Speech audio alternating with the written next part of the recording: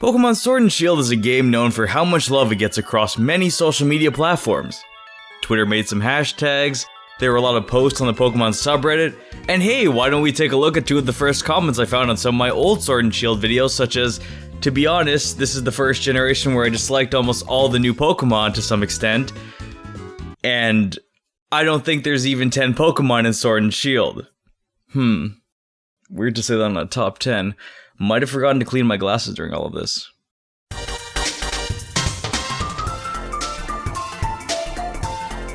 I thought we'd revisit the top 10 worst Pokemon in Pokemon Sword and Shield to take back some picks and replace them on this list in accordance with your comments, like we did with the most popular Pokemon, but instead of being popular for a good reason, these 10 Pokemon are the ones receiving a bit of shade in the comments. So let's jump right into it to have a calm, well-critiqued, but somewhat respectful conversation about Sword and Shield like I know we all can do. Oh god. Number 10. Ice-Cube. Ice-Cube is one of those Pokemon coming in with an interesting design for Pokemon fans to either enjoy with a lighthearted chuckle when they see it, or completely shatter it to pieces like the ice on its head when moving from its first form to the other. Ice-Cube does have that silly, oh it's just a cute little penguin with a block of ice on its head, but those standalone Pokemon that are pretty reliant on their joke-heavy designs to make them feel complete as new Pokemon can backfire and don't always age over time once the ice starts to melt. It is one of those risky designs for Game Freak to implement, and I did guess it'd be one of the more hated Pokemon that a lot of fans would call Game Freak lazy for, and the responses flood in to say that for this hard-headed penguin. Because even though it, at the very least, tries to do something different with its form changing, the regular penguin body and the blockhead did spark up those usual responses, but fell back to just being a 10 again, as at least they tried to give it a battle gimmick, and does have a funny, at least to some, dipped its head in ice-cold water penguin origin. Number 9. Corsola.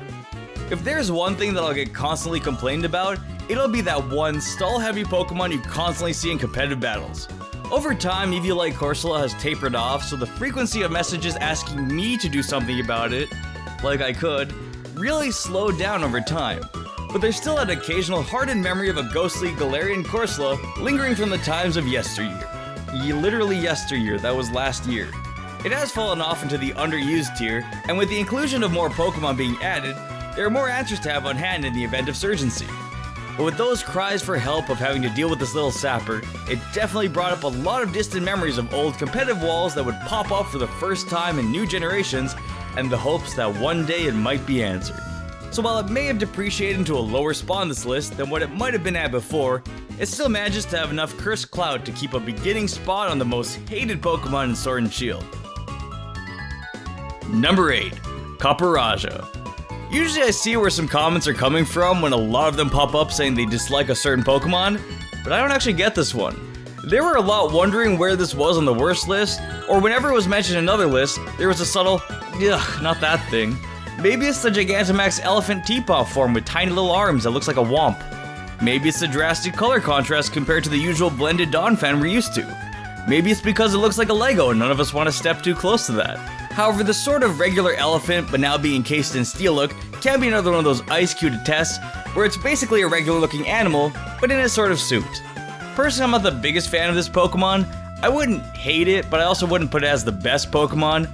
More likely one I'd end up forgetting about, and maybe on the lesser end of Generation 8 Pokemon, but I definitely was not expecting that many people to mention it, and thought it'd be hiding away in the shadows. Guess you can't do that when you turn into a 40-foot kettle that's now bipedal. Number 7. One of the apples. At least one of them. I like them. I think it's good just because they're a fine imagery for a silly grass dragon, if you were making a non-serious design. And this is in between silly and somewhat of at least unique, and also has that cartoon dragon feel.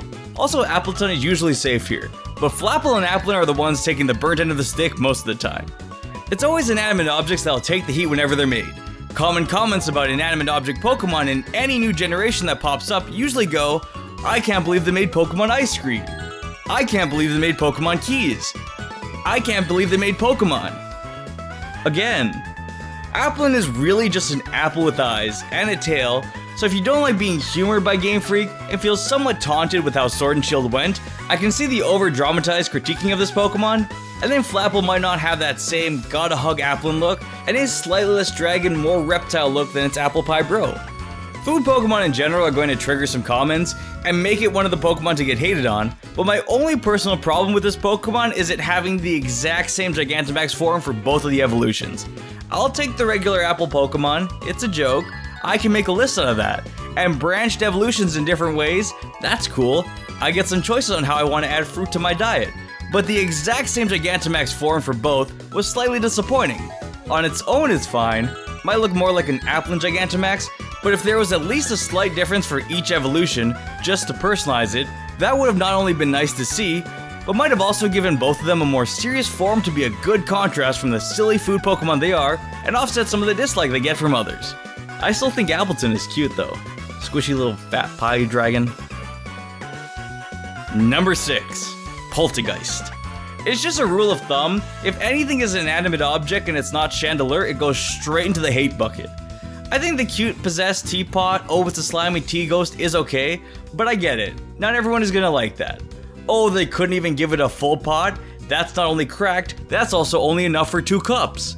It's fine, I get it for this Pokemon. When needing Pokemon to dislike, it's always the inanimate object Pokemon and the reused ghost taking over its being routine that strikes a chord. So I'm not blaming the responses for this one. There were a lot. I'm just here to tell you, even though I, and some people do like this new ghost, I still understand.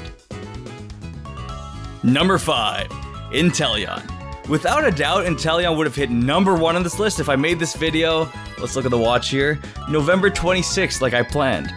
But after all that time passing, and the dislike slightly depreciating away, and this new Gigantamax form being brought in, it managed to get a lot more defenders, and also defend itself. The shy Saba going through life and turning into a secret agent definitely grew on people over time. There will still be that caps lock comment of how can anyone like Antalya over these other starter Pokemon? I don't get it. And what I have to say to that is, what are you using there, the caps key or holding shift the whole time? After seeing it in-game, and with its official artwork, it grew some added points. But the overly skinny look is what is the most common feature that detracts from its love. The Geico Gecko look on its own is fine, but if they made it slightly beefier, I think it would have been received a little bit better, since the overall animal design isn't bad, aside from how paper thin it might be. Number 4. Greetin. I know there's a small group of Greetin defenders that are very passionate about their squirrel. I see you every time I slightly mention this Pokemon. But it has to be said that a lot of people dislike this poor creature. I can see it as cute, so maybe after a time when a huge squirrel fanbase invades Pokemon, we'll be getting more positives for this one, but sometimes the just normal type, regular looking animal Pokemon aren't always the most well received. Honestly, might have been a better received Pokemon if it had 3 stages just to make it feel more complete, and less like just adding water when you ask for no ice in your bubble tea. But for that group of you that do love Greetin to fight against the many hate comments it gets, I'm here with you. In this video, listing it as one of the most hated Pokemon. I'm still close by, don't worry. Number 3. Zuri. This is one of those Pokemon that's going to need something to help prop it up in games, because it just feels like an added-in Pokemon, and with it being a mythical, it's more than likely you won't get an event or a little quest to bring it on like the good old days, and just have it handed to you to make up your own story for it. I personally wrote the entire Pokemon movie Coco for it. A personalized fanfiction. I was at a convention when Zuri got released, and I've never seen a room go that silent when everyone looked at their phones. Maybe the expectations are a little high, hoping we give more given to us in-game, and Zuri just being another grass monkey would really need some additional storylines to make it a mythical standout we know most of the others for, but again, this is mostly based on reactions and comments to these Pokemon, but there is that missing feeling when seeing Zuri, and a little more being wanted. Number 2. At least one of the fossils. It's not all of them, but it's definitely at least one of them. These 4 sort of fall under the whole making things a joke, but then added along with their purposely supposed to look bad as mismatched fossils. Once you started making a layered cake of joke designs like that, eventually there's too many flavors that you can't take apart and don't end up going well together, and you're also on a keto diet so you can't eat any of this anyways. It's a little too much on the sarcastic design department is what I'm getting at here. Now some have aged for sure. Dracovish isn't that bad looking and plows through competitive with his power beat status. Arctovish, still one of the best looking ones, more silly beluga whale feelings and never really hated on, more so either appreciated for being less weird looking or just forgotten since it isn't the battler Dracovish is. And then there's the 2 rabid birds, and you know who prevails? Arctozolt. in regards to being appreciated, because I'm pretty sure the chill-looking shivering bird with an ice cube body and shark tail makes people defend it a little bit more than the rest when it gets hated on. So Dracozolt ends up on the least defended and most hated out of the fossils. Usually they all get grouped together in the comments as those weird Gen 8 fossils, but if I had to pick which one gets poked a little harder than the rest, the scary electric chicken with nothing to cool it down takes the lead. Dracovish gets love for its battling, Arctovish either gets left alone or just forgotten, Arctozolt gets a blanket because everyone's trying to keep it warm, while Dracozolt falls from the overused tier into borderline, both for borderline usable, and on the borderline of even being a Pokemon in general. Number 1. Calyrex. When Calyrex was released, a lot of you guys came to me to tell me my worst list needs to be redone, or that I should have had the worst spot on the 10 new legendary list, even though it was actually pretty close to that already.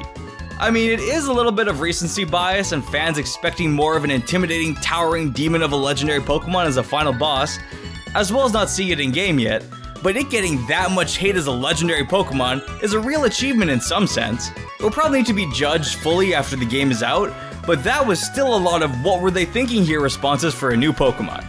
It is a bit different as a legendary Pokemon and looks to be more story based. Maybe that green pumpkin squash will bloom into a wonderful cherry blossom and everyone will go, oh, much better. It is needing that extra oomph from what will be given in games, and the quest you'll have to go through to encounter it. There was still not very many likes from what I saw, but somehow still, not the same critical response that Charizard got when we thought only it was getting a Gigantamax form, and that it was the only one in the dex. And that hate spanned through generations and brought back the 2 Mega Evolutions while the other starters only got 1 hate. Imagine that. Charizard clawing the conversation right from the hands of a new legendary Pokemon because it's not out yet and gets a free defense pass for now. Somehow a Gen 1 Pokemon actually manages to honorarily top this list by accumulating more hate this entire time with its new Gen 8 form over legendary, even after the Charizard hate tapered off, and I still like Charizard. But the response to it cannot be overseen and shares number 1 with Calyrex like a surprise collab. Truly a sight to behold for Gen 1ers everywhere.